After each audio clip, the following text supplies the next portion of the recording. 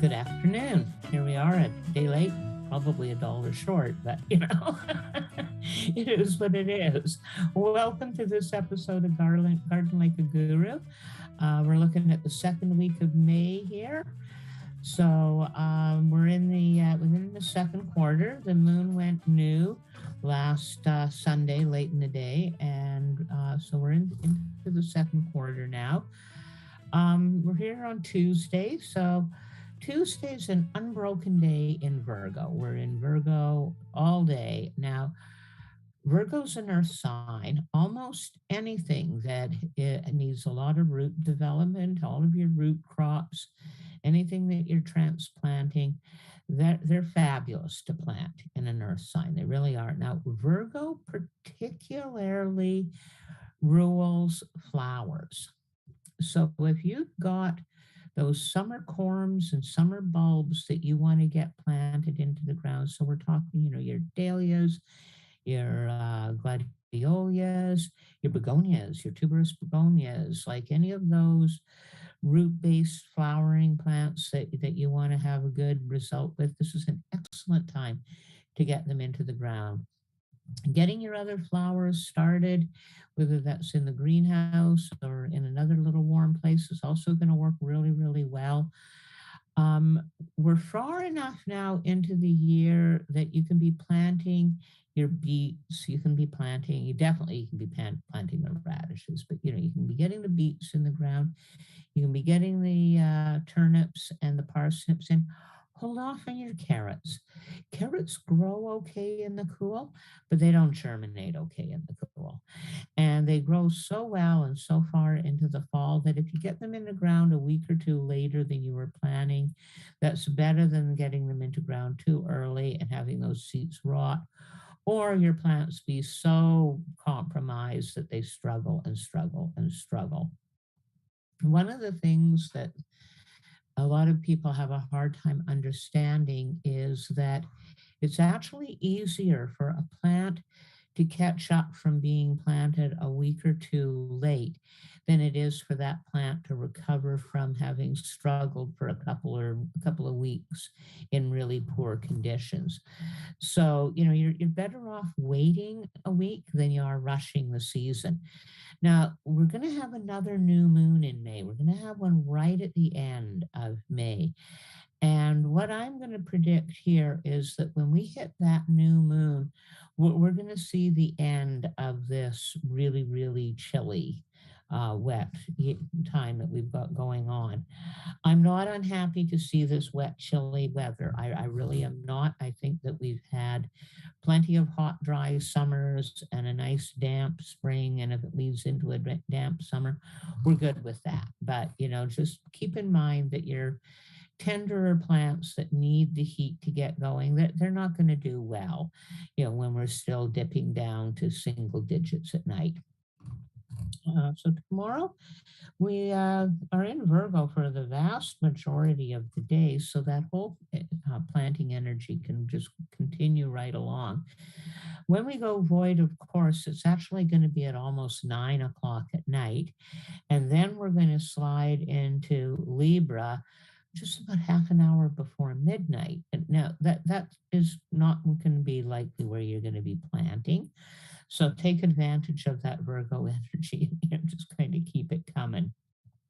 Now, on Wednesday, we slide into Libra very, very late in the day, which means that Thursday will be a completely unbroken Libra day. Now, Libra's an air sign. That really rules blooms and plants. So just like those tuberous and root-based plant things we could get going under Virgo, we can continue right on with planting. If you've got fairly hardy bedding plants that are ready to be set out, maybe not your petunias, they might need a little bit more.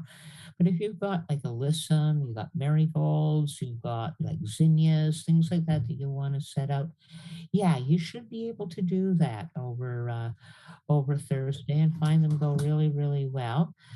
That energy continues right on through Friday.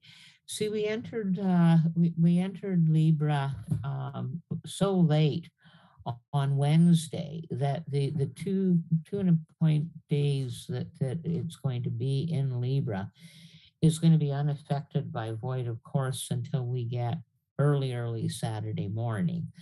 So Friday's a continuation of that really super good getting flowers planted and up and running. And just as a side note, remember that cannabis is a flowering plant that we plant to grow the flower and harvest the flowers. So, it's a good window for that particular little flower as well.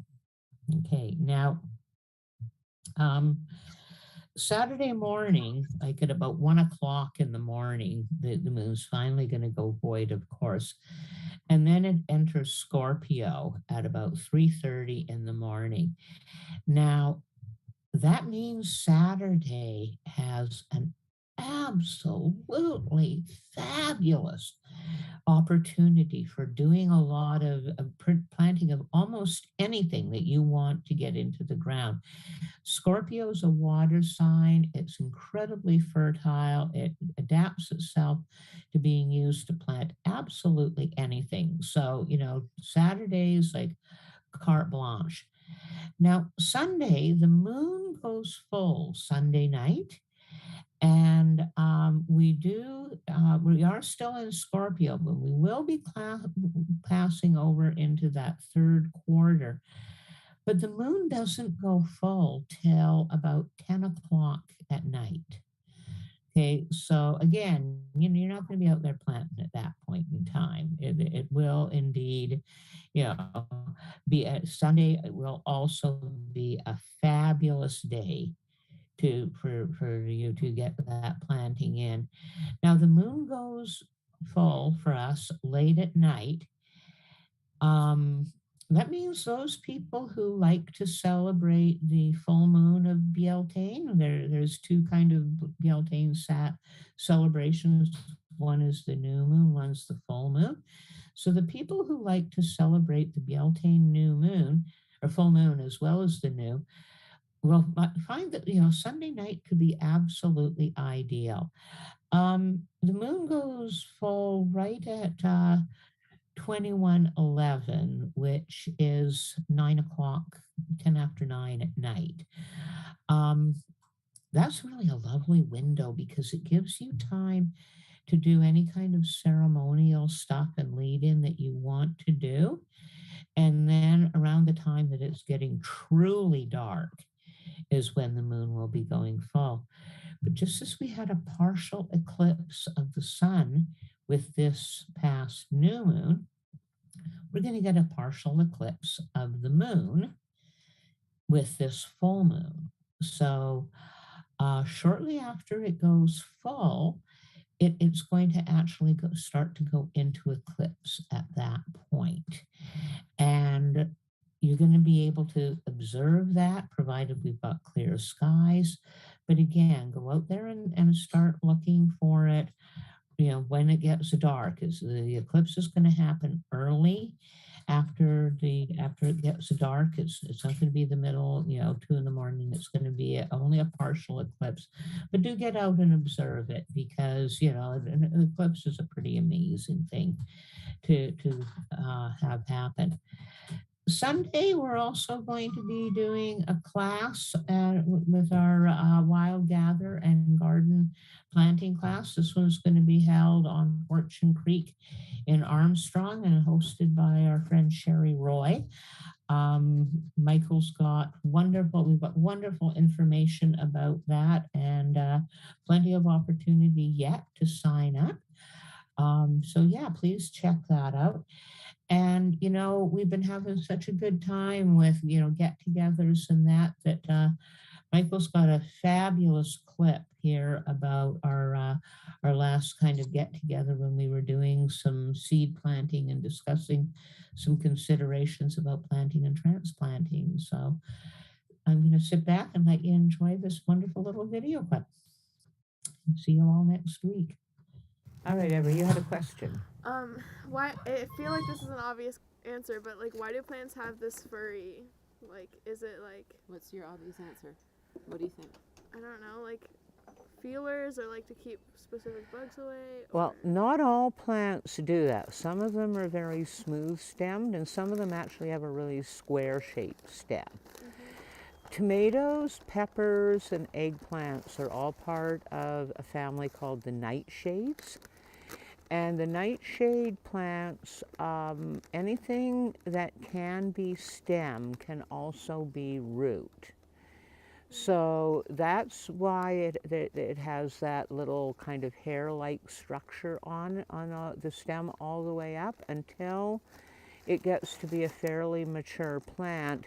The plant doesn't know whether that's going to be above ground bark or below ground root development. So it leaves the potential wide open for both. I see. Yeah. And once peppers get big, they don't get furry at all. Eggplants get beyond furry and can be downright spiky and nasty. And tomatoes, most of them retain a certain amount of fuzz to them, but not quite as much as that. Now, because they retain that amount of fuzz, you can cut a tomato branch off at any time at all. And like right up until fall, you can cut a branch, stick it in water, and it will grow roots for you. So, you know, it really allows the tomato a lot of survival. Yeah. Pepos will not cross with maximas. Okay. And here we generally speaking grow pepos or maximas. Okay, so But they won't cross. that's a pepo. The black beauty zucchini is also a pepo. Okay. So it will cross with So- Yes, But would it cross with something Yes. that's not? Oh. yes, Oh. it will. Thelma Saunders is an acorn type squash. You'll see it's also a pepo. SW potato on a squash. Sweet potato. It's a sweet potato squash. I don't even Yeah. know what that is. It I wanna looks grow it. it looks like a acorn. It's a cream colored acorn squash. Yeah. The inside of it is light and fluffy and is very much like sweet potato that you've already whipped up. It is one of the yummiest. It's a really old heritage variety of squash. And I take a little bit of personal pride in being involved in the group that brought it back out of obscurity and into people's growing awareness. Yeah. It had been sidelined in our commercial world because although it's an acorn, it's white skin, so people don't immediately recognize it as an acorn. It's not as little as most acorns. It's kind of more oblong and not as uniformly shaped, so it Not doesn't. quite so marketable. Yeah, you got it. It isn't quite so marketable, but in my opinion, it is the And it's tastiest. hardy, like it's Now these are all pepo, or these are all maximas, and maximas will cross with each other, but they won't cross with the pepo. So, how far apart would you want to? I guess it's Not even in the same yard. not. Yeah. it Yeah. doesn't- Yeah. Yeah, like we can get away with growing 2 types of pepo and 2 types of maxima here because there's all this house and vegetation between the 2 gardens. So if you have physical barrier, but if you have no real physical barrier, it's like about 1 kilometer. Wow. Yeah, yeah. So you got to make up your mind what you want to do. yeah. Or Grow a maxima, a pepo, and a Well, you got to be careful with a moschata, which is shada. your That's the big butternut. one. Okay, like the butternut and some of the crooknecks are moschatas.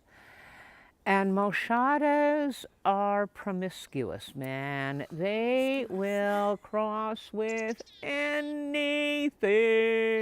Squash on a Yeah. sex egg Yeah, first oh, every yeah. night. Slut squash, man. Just out there putting it out, man. Yeah, so you got to be really careful introducing a moschata because now it can cross with both. And if you'll remember, I grew the moschetas last year in isolation at my place because, no, I did not want them crossing. So we've got kabuka there. Yeah, those came from your area. Yeah. That's Ron down in Silver Creek. Oh, yeah.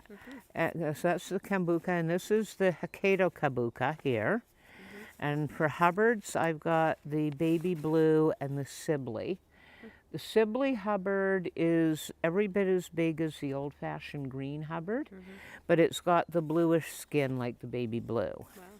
And then red curry, which you've got over here. That's right, I didn't bring red curry because you've got lots of them. So I'm going to actually start some of each because I know we'll find places to plant them.